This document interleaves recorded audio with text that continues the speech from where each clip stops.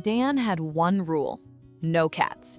He said it clearly, calmly, and often. Then his wife showed him a photo of a dark tabby with gold-green eyes and an expression like she'd already made up her mind. 3 hours later, Dan drove home with a cat on his shoulder and no idea what had just happened to him. Dan Kowalski had one rule about pets: no cats. Not because he disliked them, he would tell you, he just didn't see the point. Dogs made sense. Dogs were loyal, obvious, uncomplicated about where they stood. Cats, in his experience, looked at you like you owed them something and hadn't paid up yet. Sarah had heard this speech 4 times in 6 years of marriage. She had nodded each time. She had also, quietly and without announcement, been browsing the adoption page of Cloverleaf Animal Rescue every Tuesday evening for the past 3 months. On a Saturday in April, she showed Dan a photo. "Just look at her," Sarah said. The cat in the photo was a dark tabby with long fur, gold-green eyes, and an expression that suggested she had already assessed Dan and found him adequate. "She looks judgmental," Dan said. "She looks like she needs a home." Sarah, "Just to meet her, we don't have to decide anything." Dan had been married long enough to know what "we don't have to decide anything" meant. They drove to Cloverleaf that afternoon. The cat's name was Luna. She was 3 years old, 13 pounds, and had been at the shelter for 5 months. The intake notes said she was selective, took time to warm up, not for everyone. 3 families had expressed interest. All 3 had walked away after meeting her. The shelter worker said she just watched people, never approached, never performed, just sat and looked at you like she was waiting for something specific. She hadn't found it yet. The shelter worker brought her out and set her on the table between Dan and Sarah. Luna looked at Sarah. Then she looked at Dan. Then she walked directly past Sarah, stepped onto Dan's arm, climbed up to his shoulder, and pressed her face against the side of his neck. She stayed there for 11 minutes. "Well," the shelter worker said, "that's the first time she's done that." Dan said nothing. He was trying to decide what to do with his hands.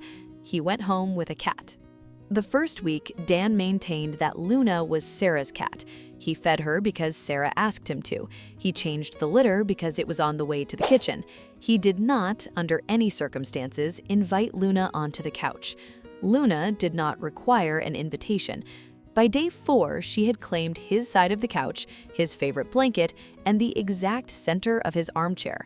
When Dan sat down, she would arrange herself across his lap within 3 minutes every time, like she had a timer running. "She does this to everyone," Dan told Sarah. Sarah said nothing. She was smiling at her phone. "She does," Dan said. Luna purred. Dan pretended not to notice. By the end of week 2, something had shifted without Dan quite approving it. He had started talking to her. Not in the high-pitched voice Sarah used, just talking, quietly. The way you might narrate your day to someone who couldn't respond but was clearly listening. Luna would sit on the kitchen counter while he made coffee and watch him with her gold-green eyes, completely still, tracking every movement he made. "You're very weird," Dan told her one morning. Luna blinked slowly. Dan blinked back. He had read somewhere that was how cats said hello. He was not going to think too hard about the fact that he had just said hello to a cat. If you're still here and haven't subscribed yet, honestly, that stings a little. Hit subscribe. You'll want to see where this goes. 6 weeks after Luna came home, Sarah got a call from her company, a project in Seattle. 8 weeks. She would fly out Sunday. Dan drove her to the airport. He hugged her for a long time at the departures door. On the drive home, the car was very quiet. He walked into the house. It felt different without Sarah in it. Bigger, emptier. The kind of quiet that has weight to it. Luna was sitting at the top of the stairs. She looked at him. He looked at her. "It's just us," Dan said. Luna walked down the stairs, wound herself around his ankles once, and walked to the kitchen. Dinner, apparently, was not going to make itself. The weeks that followed had a rhythm Dan hadn't expected.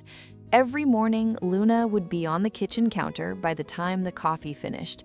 Every evening, she would appear from wherever she had been and settle on his lap while he watched television.